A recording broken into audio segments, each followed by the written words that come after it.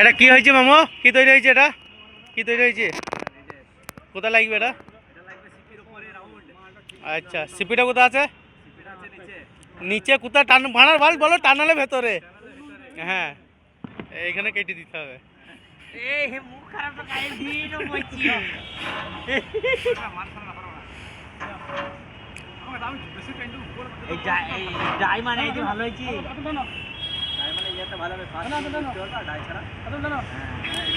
টানালে ভেতরে সিপি আছে।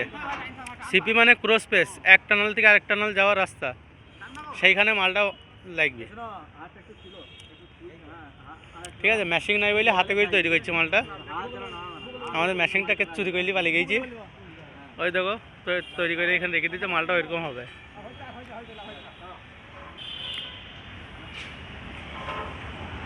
শীতের রাত, সারা রাতে গরম ধরে যাবে।